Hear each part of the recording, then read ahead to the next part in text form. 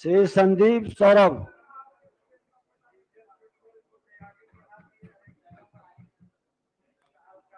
अध्यक्ष महोदय,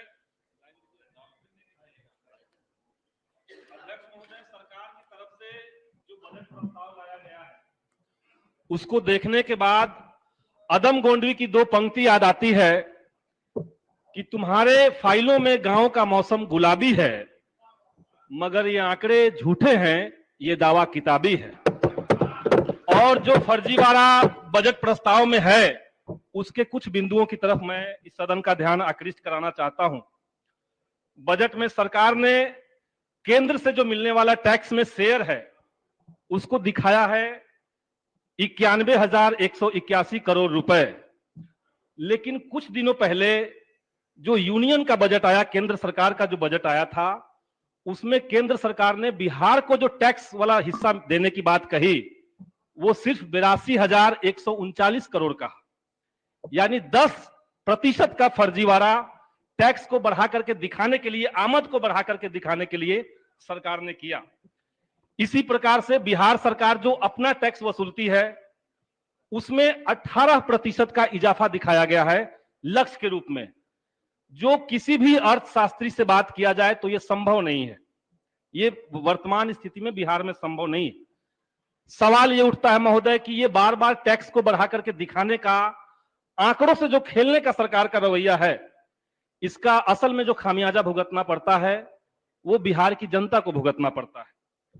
पिछली बार सरकार ने शिक्षा, खेलकूद, कला और संस्कृति के ऊपर जो बजट एलोकेट किया था सदन के अंदर वो था 39,351 करोड़ रुपए, लेकिन जो वास्तविक अलॉटमेंट हुआ वो 31% कम हुआ, क्योंकि आपने बजट के समय दिखाया कि हमारे पास खूब पैसा आ रहा है, और जब बजट एलोकेट करना था शिक्षा डिपार्टमेंट को तो आपने सिर्फ 27,347 करोड़ ही अलॉट किया। इसी तरीके से SC, ST, OBC और माइनॉरिटी वेलफेयर के लिए सरकार ने जो बजट की घोषणा सदन के अंदर की उसमें 76% की कटौती करते हुए बजट एलोकेट किया गया। और ऐसे तमाम आंकड़े यहां पे हैं जो सरकार के लिफाफेबाजी का और बजट में जो दिखावटीपन किया गया है वो हमारे सामने है। महोदय, रूरल डेवलपमेंट के ऊपर पिछली बार सरकार ने बजट अलॉटमेंट से जो वास्तविक बजट दिया था उसमें वो 40% कम रहा।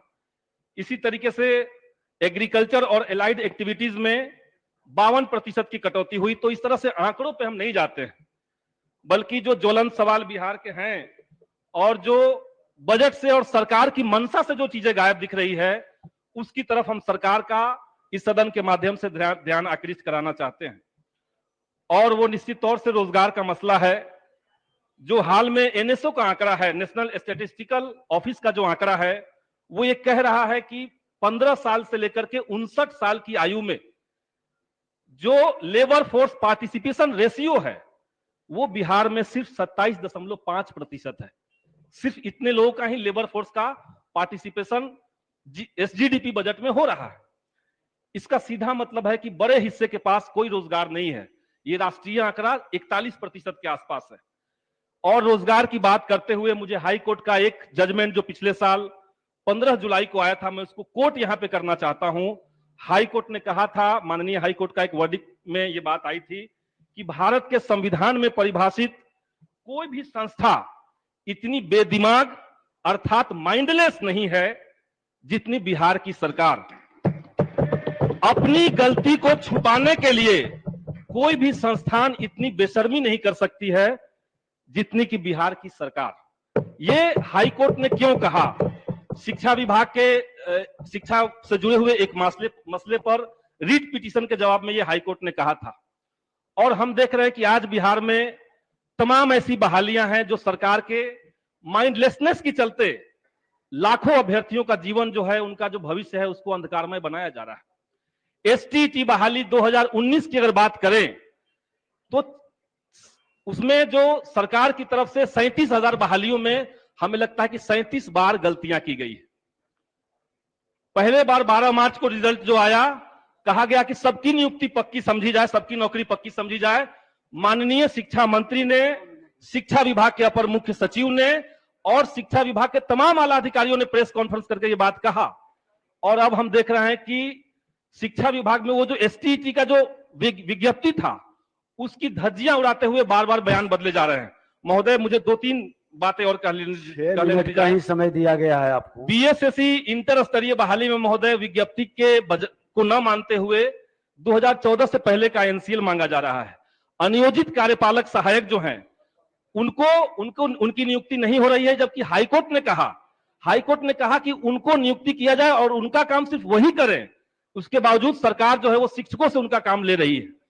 सांख्यिकी स्वयंसेवक संघ का मामला है महोदय, जिसमें 2017 में उनके बच्चे जो थे माननीय मुख्यमंत्री के एक कार्यक्रम में वो लोग आंदोलन कर रहे थे और मुख्यमंत्री महोदय ने कहा कि सांख्यिकी के बच्चे हो झंडा नीचे करो नहीं तो सड़क पर ला देंगे, और आज तक उनको काम नहीं मिल रहा, उनको बाहर निकाला गया।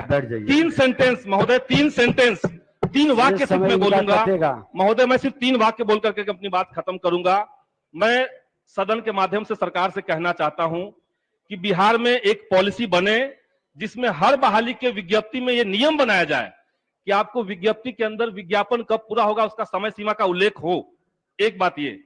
दूसरी बात कि जो वर्तमान में बिहार के अंदर रोजगार की स्थिति है, जो बहालियों का संकट है, उसको दिखाते हुए आगे का रोडमैप सरकार का क्या होगा, इसके ऊपर एक श्वेत पत्र सरकार जारी करे कि वो कब तक उसको सॉर्ट आउट करेंगे।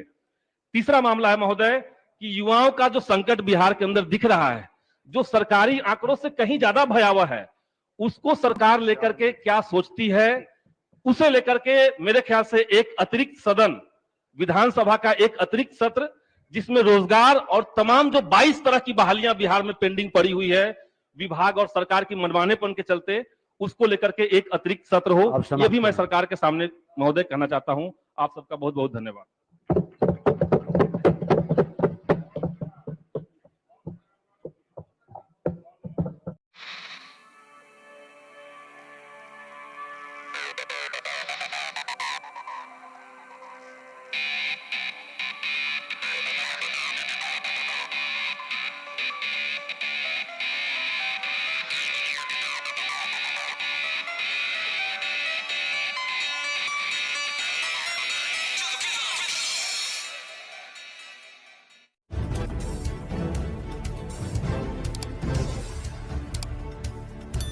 सब्सक्राइब कीजिए हिंदी क्लब को, दबाइए इस बेल आइकॉन को ताकि हमारा वीडियो आपको मिले सबसे पहले।